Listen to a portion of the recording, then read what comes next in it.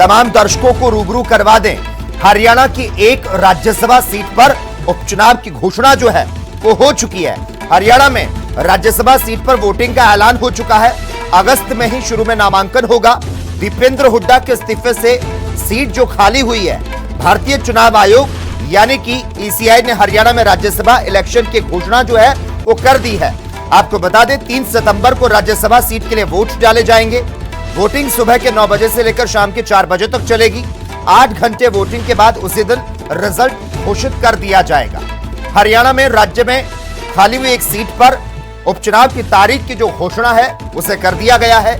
चुनाव आयोग के अनुसार 14 अगस्त को नोटिफिकेशन के साथ नॉमिनेशन शुरू होगा और 21 अगस्त नामांकन दाखिल करने की आखिरी तारीख होगी और इसके बाद 22 अगस्त को नामांकन पत्रों की जांच होगी। 27 अगस्त तक नामांकन वापस ले सकेंगे। हरियाणा की 5 में से 1 राज्यसभा सीट खाली हो चुकी है। यह सीट अभी तक कांग्रेस नेता दीपेंद्र हुड्डा के पास थी। कांग्रेस नेता दीपेंद्र हुड्डा के इस्तीफे के बाद राज्यसभा सीट खाली हुई। दीपेंद्र हुड्डा ने हाल ही में रोहतक लोकसभा सीट से चुनाव जीता, जिसके बाद उनकी राज्यसभा सीट को खाली करने का नोटिफिकेशन जो है वो जारी कर दिया गया।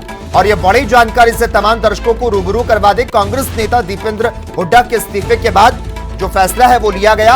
हाल ही में रोहतक लोकसभा सीट से दीपेंद्र हुड्डा ने चुनाव जीता, तो अब हरियाणा में राज्यसभा सीट पर वोटिंग का ऐलान हो चुका है।